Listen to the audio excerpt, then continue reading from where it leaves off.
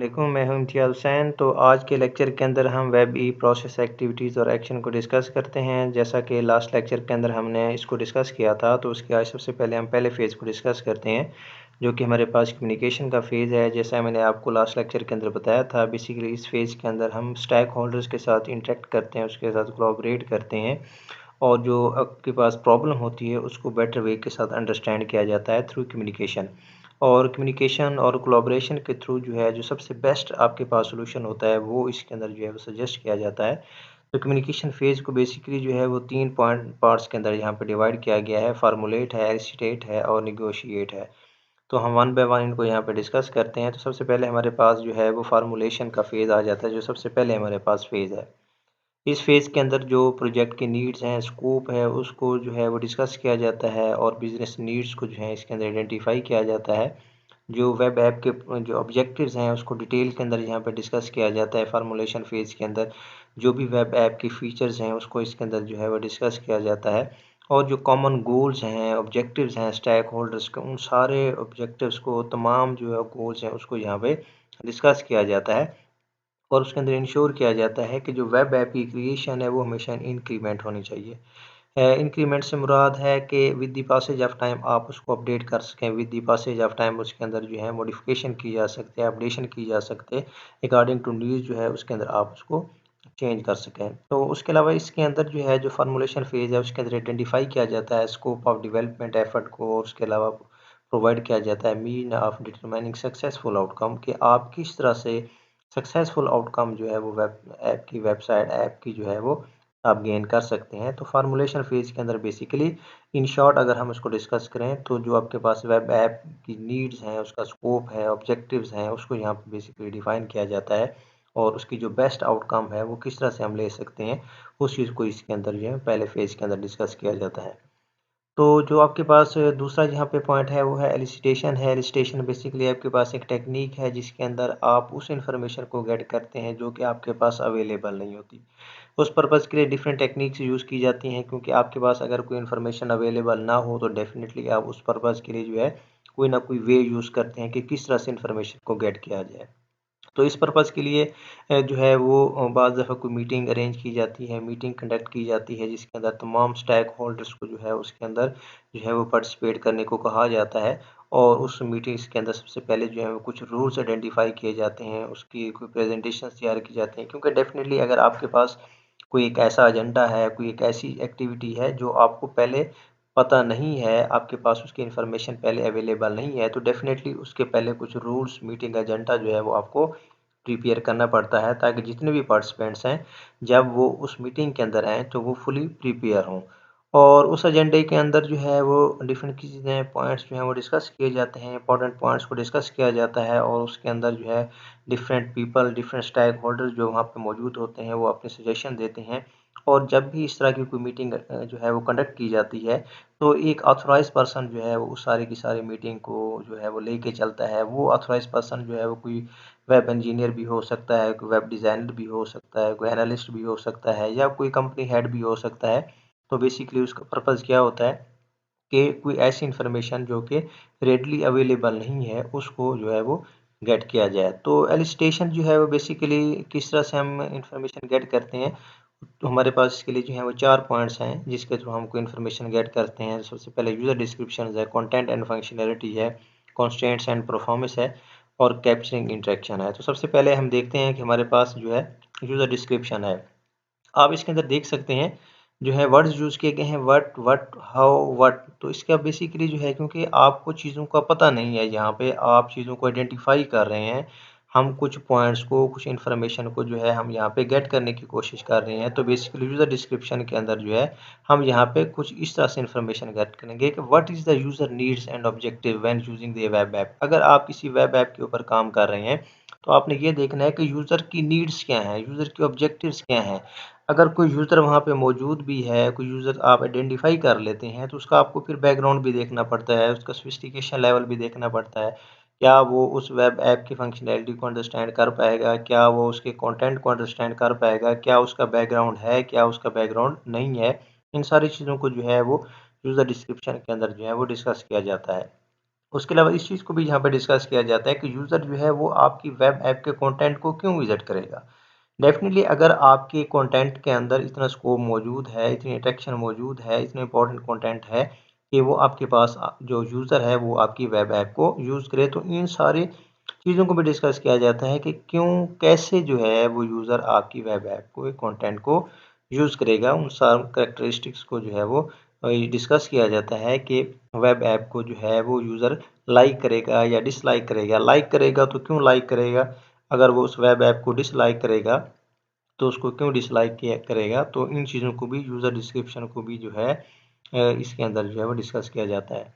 Second point جو کہ اس meeting کے اندر ڈسکس کیا جاتا ہے وہ ہوتا ہے content and functionality. Definitely content جو ہوتا ہے وہ کسی بھی ویب ایپ کے اندر بہت زیادہ امپورٹنٹ ہوتا ہے کہ کنٹینٹ اگر آپ کا اچھا ہوگا تو ڈیفینیٹلی جو یوزر ہے وہ آپ کی ویب ایپ کی طرف آئے گا. تو اس پرپز کے لیے، کیونکہ اگر آپ کے پاس انفارمیشن اویلیبل نہیں ہے تو تمام اسٹیک ہولڈر جو ہیں وہ پریپیئر کرتے ہیں کنٹینٹ لسٹ کو، ویب ایپ کے فنکشن کے اکارڈنگ جو ہے اس کنٹینٹ کو اکٹھا کیا جاتا ہے، اور جب بھی میٹنگ ہوتی ہے تو وہ اپنے کنٹینٹ کو جو ہے وہ کسی پرومیننٹ جگہ کے اوپر رکھتے ہیں تاکہ تمام اسٹیک ہولڈر جو ہیں وہ اس کو جو ہے وہ ویو کر سکیں، اس کو دیکھ سکیں، اس کو ڈسکس کر سکیں. کچھ کے ڈفرینٹ جو ہے وہ طریقہ کار اس کے اندر جو ہے وہ مینشن ہوتے ہیں کہ وہ کس طرح سے اس کو ویژولائز کریں گے یا کس طرح سے میٹنگ کے اندر ڈسکس کیا جائے گا. تو اس کے اندر اس بات کو بھی انشور کیا جاتا ہے کہ اگر 10 لوگ ہیں، 10 لوگ جو ہیں وہ اپنی 10 لسٹ جو ہیں وہ لے کے آئیں گے، اس کے اندر وہ اپنا کنٹینٹ لے کے آئیں گے، اس کے اندر اپنے سجیشن جو ہیں وہ سیپریٹلی لے کے آئیں گے. بٹ جب اس کے اوپر ڈسکشن کی جائے گی، ڈسکشن کرنے کے بعد ان دی اینڈ آف میٹنگ جو ہے وہ ہمیشہ ایک ہی لسٹ جو ہے وہ پریپیئر کی جائے گی، جس کے اندر تمام اسٹیک ہولڈرس کے جو کامن پوائنٹس ہوں گے، کامن انٹرسٹ پوائنٹ ہوں گے، وہ اس کے اندر ایڈ کیے جائیں گے. تو ہمیشہ جب بھی کوئی کنٹینٹ کے اوپر یا ویب ایپ کی فنکشنالٹی کے اوپر جو ہے وہ کام ہوتا ہے، کوئی میٹنگ ہوتی ہے، تو تمام اسٹیک ہولڈر جو ہیں وہ اپنے اس کے اندر پوائنٹس کو مینشن کرتے ہیں، سیپریٹلی اس کو مینیپولیٹ کیا جاتا ہے. بٹ ان دی اینڈ جو ہے وہ ہمیشہ ایک ہی لسٹ جو ہے وہ فائنلائز ہوتی ہے، ایک ہی جو ہے اس کے اندر مائٹ بھی پاسبل جو ہے جتنے اسٹیک ہولڈرز ہیں ان کے ڈفرینٹ پوائنٹس اس کے اندر موجود ہوں، مائٹ بھی پاسبل جو ہے وہ کسی ایک کی جو ہے اس کے اندر ایکسیپٹنس آ جائے. تو اس پوائنٹ کے اوپر جو ہے اس بات کا ہمیشہ خیال رکھنا چاہیے، کسی جو ہے وہ پرسن کے اوپر، کسی بھی اسٹیک ہولڈرز کے اوپر جو ہے وہ ان نیسیسری کریٹیک یا ان نیسیسری کسی بھی پوائنٹ کے اوپر ڈبیٹ جو ہے وہ ہمیشہ اس کے اندر ہارمفل ہو سکتی ہے. تو کریٹیک اور ان نیسیسری ڈبیٹ سے اس کے اندر جو ہے وہ اوائڈ کیا جانا چاہیے. تو تھرڈ پوائنٹ جو کانسٹینٹ اینڈ پرفارمنس، تین اس طرح یہاں پہ جو ہے وہ دو انٹرنل کانسٹینٹس ہیں اور آپ کے پاس ایکسٹرنل کانسٹینٹس ہیں.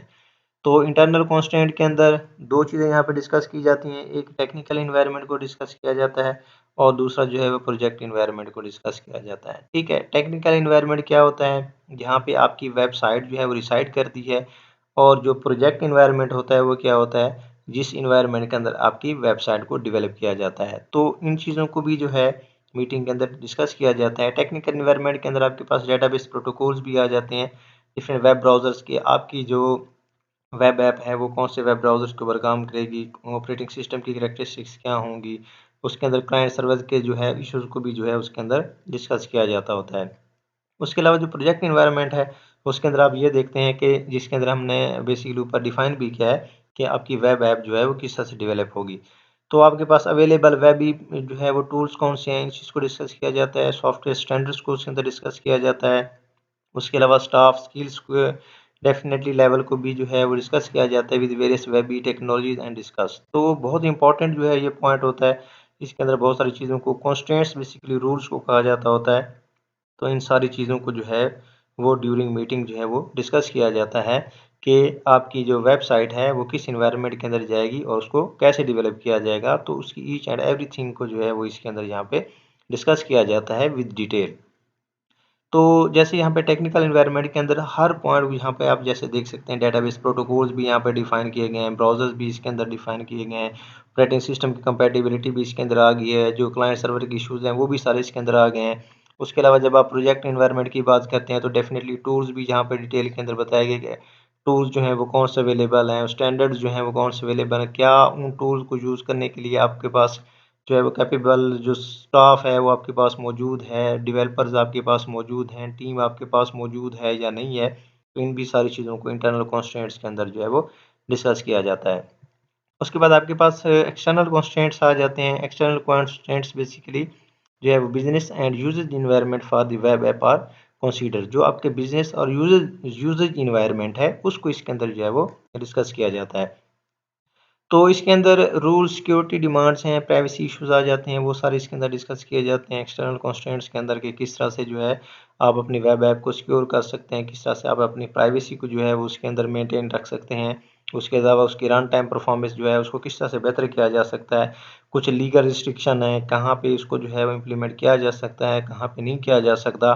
کچھ جو گورنمنٹ کے رولز اینڈ ریگولیشنز ہیں وہ سارے کے سارے اس کے اندر جو ہیں وہ ڈسکس کیے جاتے ہیں اور ان کو یہاں پہ کنسیڈر کیا جاتا ہوتا ہے. تو external constraints as well as internal constraints جو ہیں وہ بہت زیادہ امپورٹنٹ ہوتے ہیں، جو کہ ایلسٹریشن پروسیس کے اندر ان ساری چیزوں کو بھی ڈسکس کیا جاتا ہے کہ جب آپ کی ویب ایپ بن جائے گی، اس کا جو یوزج انوائرمنٹ ہے جب اس کو ہم یوز کریں گے، جب اس کو بعد میں یوز کیا جائے گا تو اس کو ہمیں کون کون سے ایشوز جو ہیں وہ اس کے اندر آ سکتے ہیں. وہ سارے ایشوز جو ہیں سیکورٹی کے ہوں، پرائیویسی کے ہوں، یا رن ٹائم پروسیس کے ہوں، پرفارمنس کے ہوں، یا لیگل ریسٹرکشنس کے ہوں، رولز اینڈ ریگولیشن گورنمنٹ کے رولز اینڈ ریگولیشن سے ریلیٹڈ ہوں، یہ ساری چیزیں جو ہیں وہ ایکسٹرنل انوائرمنٹ کے اندر ڈسکس کی جاتی ہیں. تو اس کے بعد ایلسٹریشن کے اندر جو لاسٹ پوائنٹ ہے ہمارے پاس وہ ہے کیپچرنگ انٹریکشن. تو اس کے اندر ہم describe how a specific user category will interact with the web app. کیونکہ یوزر آپ کے پاس ڈفرینٹ ٹائپس کے ہوتے ہیں، تو آپ نے یہاں پہ ڈیفائن کرنا ہے، ڈسکرائب کرنا ہے کہ جو اسپیسیفک یوزرز ہیں، جو کہ ڈفرینٹ یوزرز ہیں، وہ کس طرح سے ویب ایپ کے ساتھ انٹریکٹ کریں گے. جیسا کہ ہم پریویس لیکچرز کے اندر پڑھتے ہوئے آئے ہیں کہ ہمارے پاس یوزرز کی ڈفرینٹ ٹائپس ہوتی ہیں، ان کا انٹریکشن بھی جو ہے وہ ڈفرینٹ ٹائپس کا ہوتا ہے، ڈفرینٹ لیولز کے اوپر جا کے ویب ایپ کے ساتھ جو ہے وہ انٹریکٹ کرتے ہیں. تو اس کے علاوہ تمام افیکٹو پلاننگ اور ماڈلنگ کی ایکٹیویٹیز کو جو ہے یہاں پہ ڈیفائن کیا جا سکتا ہے کہ جو آپ افیکٹولی کس طرح افیکٹولی جو ہے اور آپ ویب ایپ کے ساتھ جو ہے وہ آپ ماڈلنگ کر سکتے ہیں، اس کی ایکٹیویٹیز کو جو ہے وہ یہاں پہ ڈسکس کیا جا سکتا ہے. اس کے علاوہ help user to understand their interaction with web app.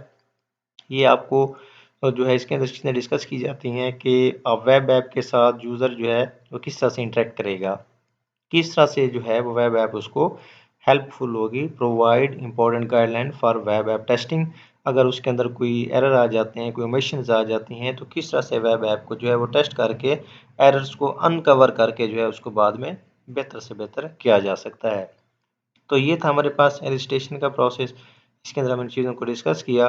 تو ان دی اینڈ جو ہے کمیونیکیشن فیز کے اندر ہم جب ڈسکس کر رہے تھے تو پہلا ہمارے پاس فارمولیشن تھا، سیکنڈ پوائنٹ جو تھا ہمارے پاس ایلسٹریشن تھا، جو کہ ہمارے پاس لاسٹ پوائنٹ تھا وہ ہمارے پاس ہے نیگوسیشن کا. جیسا کہ نام سے ہے نیگوسیشن، مذاکرات، کسی چیز کے اوپر ڈسکس کرنا، کسی چیز کے اوپر جو ہے وہ بات چیت کی جائے. تو نیگوسیشن جو ہے انوالو ہوتی ہے ورکنگ ود اسٹیک ہولڈر. جتنے بھی اسٹیک ہولڈرز ہیں ان کے درمیان بیلنس فنکشنالٹی کے لیے جو ہے بعض دفعہ نیگوسیشن کی جاتی ہے، بیٹر پرفارمنس کے لیے جو ہے نیگوسیشن کی جاتی ہے، یا پروڈکٹ یا اس کے علاوہ سیل کی جو ہے اس سے ریلیٹڈ چیزوں کو ڈسکس کرنے کے لیے جو ہے وہ نیگوسیشن کیا جاتا ہے، یا سسٹم کی کریکٹرسٹکس کو ڈسکس کرنے کے لیے جو ہے ڈفرینٹ قسم کی نیگوسیشن کیے جاتے ہیں، مذاکرات کی جاتی ہیں. یہ کب ہوتے ہیں کمیونیکیشن فیز کا؟ کیونکہ یہ امپورٹنٹ پوائنٹ ہے کہ بعض دفعہ آپ کے پاس کچھ پوائنٹس ایسے آ جاتے ہیں کہ آپ کو اس کے اوپر ڈسکس کرنا پڑ جاتا ہے، ڈفرینٹ پارٹیز کو اس کے اندر بات کرنا پڑ جاتی ہے. بعض دفعہ ایسے پوائنٹ کے اوپر بندہ جا کے پھنس جاتا ہے کہ جہاں پہ ڈفرینٹ پارٹیز جو ہیں وہ اپنے اپنی جگہ کے اوپر جا کے کھڑی ہو جاتی ہیں، تو ان کو آپس میں نیگوسیشن کے لیے جو ہے اکٹھے ہونا پڑتا ہے. وہ بات کرتے ہیں، اپنے پوائنٹس کو اس کے اندر ڈسکس کرتے ہیں اور کسی اسپیسیفک پوائنٹ کے اوپر پہنچ کے وہ اس پرابلم کو جو ہے وہاں پہ سولو کیا جاتا ہے. تو سب سے پہلا پوائنٹ اس کے اندر کچھ پوائنٹس کو ڈسکس کرتے ہیں. Recognise that is not a competition. سب سے پہلی چیز تو یہ ہے کہ جتنے بھی اسٹیک ہولڈرز جو ہیں وہ کسی فارم کے اندر، کسی آرگنائزیشن کے اندر موجود ہوں، تو ان کو اس بات کا دھیان رکھنا چاہیے کہ اس کے اندر جو ہے وہ کمپٹیشن نہیں ہونا چاہیے. کہ اگر آپ کو کوئی چیز چاہیے تو ایسا نہیں ہونا چاہیے کہ اس کو بالکل میں ہی اچیو کروں گا یا وہ چیز میری ہی ہے. To be successful both parties have to feel they have one اور achieved something but both will have to compromise. کہ اگر انہیں سکسیزفل ہونا ہے تو ڈیفینیٹلی ہر پارٹی کو وہ چیز اچیو کرنا چاہتی ہے، ہر پارٹی جو ہے وہ چاہتی ہے کہ وہ چیز اس کو مل جائے یا کوئی پوائنٹ جو ہے وہ اس کو گین کر لے.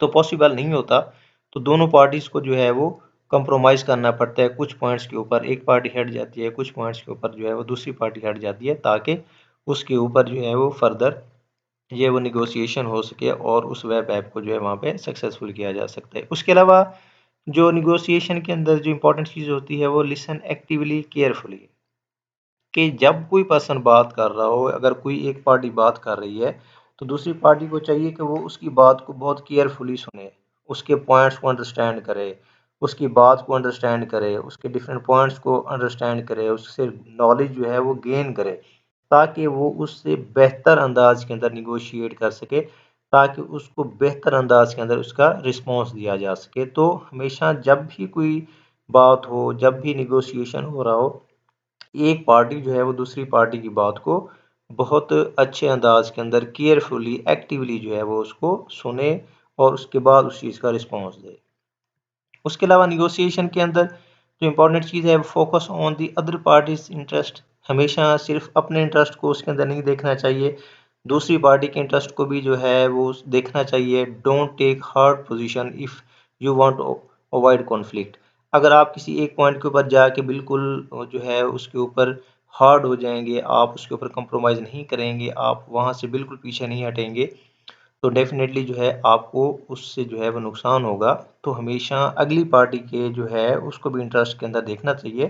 تو نیگوسیشن کے اندر دونوں سائڈس کے اوپر جو ہے اگر آپ دیکھیں گے تو وہ نیگوشیشن جو ہے وہ ہمیشہ سکسیزفل ہو سکتے ہیں۔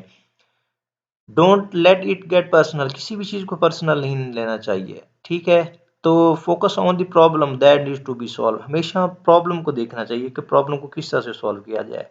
تو ہمیشہ ڈفرینٹ پروجیکٹس کے اندر اگر آپ کسی چیز کو پرسنل لیں گے تو ڈیفینیٹلی جو پروجیکٹ جو ہے وہ ہمیشہ انسکسیزفل رہے گا، رانگ سائڈ کے اوپر جائے گا۔ تو ہمیشہ پروجیکٹ کی جو ہے وہ پرابلمس کو سمجھنا چاہیے، یوزرس کی پرابلم کو سمجھنا چاہیے، انڈرسٹینڈ کرنا چاہیے، اور یہ سوچنا چاہیے کہ اس کو ہم کس طرح سے سالو کر سکتے ہیں۔ تو کسی بھی پوائنٹ کے اندر جو ہے وہ پرسنل نہیں ہونا چاہیے۔ بی کریٹو، ڈونٹ بی افرائڈ اور hesitate to think out side of the box if you are at the امپیس، اگر آپ کے پاس کوئی اچھا بہتر آئیڈیا ہے تو اس کو جو ہے وہ ڈسکس کرنا چاہیے، اس کو آپ سامنے لے کے ہیزیٹیشن کا شکار نہ ہوں، ناکامی کا شکار نہ ہو، اس کے اندر آپ کے اندر خوف نہیں ہونا چاہیے۔ اگر کوئی اس طرح کی کوئی ایکٹیویٹی ہے، آپ کے پاس کوئی اچھا آئیڈیا ہے، ایون دو کہ آپ کچھ اپنے جو مین گول ہے وہاں سے ہٹ رہے ہیں، تو اس کے باوجود بھی آپ اس کو پریزنٹ کریں، مائٹ بی پاسبل کہ وہ اس میٹنگ کے اندر جو ہے وہ سکسیزفل ہو جائے، اس کمیونیکیشن فیز کے اندر جو ہے وہ اس کے اوپر آپ کو بہتر رزلٹ ملے۔ تو ہمیشہ be creative, be ready to commit, once an agreement has been reached commit it and move on, اگر آپ کے نیگوسیشن جو ہے وہ سکسیزفل ہو گئے ہیں، اگر آپ ایگریمنٹ کے اوپر پہنچ گئے ہیں تو اس کو ایکسیپٹ کریں اور آگے چلیں، چاہے آپ کو اس کے اندر کچھ نقصان بھی برداشت کرنا پڑے۔ تو ہمیشہ نیگوسیشن سکسیزفل وہ ہوتے ہیں جس کے اندر آپ کچھ، اگر آپ کوئی ایگریمنٹ کرتے ہیں، اگر کسی کے ساتھ جو ہے، اگر آپ کسی پارٹی کے ساتھ آپ نے ایگریمنٹ کیا ہے، آل دو کہ آپ کو اس کے اندر 100% جو ہے وہ کامیابی نہیں ملی، اس کے باوجود جو ہے آپ کو اس کو کمٹ کرنا چاہیے اور آگے موو کرنا چاہیے۔ تو نیگوسیشن جو ہے وہ ہمیشہ امپورٹنٹ تب ہوتا ہے جب بوتھ پارٹیز جو ہیں یا جتنے بھی اسٹیک ہولڈر اس کے اندر انوالو ہوتے ہیں وہ سارے کے سارے جو ہے وہ ان پوائنٹس کے اوپر فوکس کریں، تو نیگوسیشن جو ہے ان کا سکسیزفل ہو سکتا ہے۔ تو یہ تھا آج کا ہمارا لیکچر، ہوپفلی آپ کو انڈرسٹینڈنگ ہوئی ہوگی۔ اگر آپ کو کوئی کویسچن ہو تو آپ کمنٹ سیکشن کے اندر میرے سے کر سکتے ہیں۔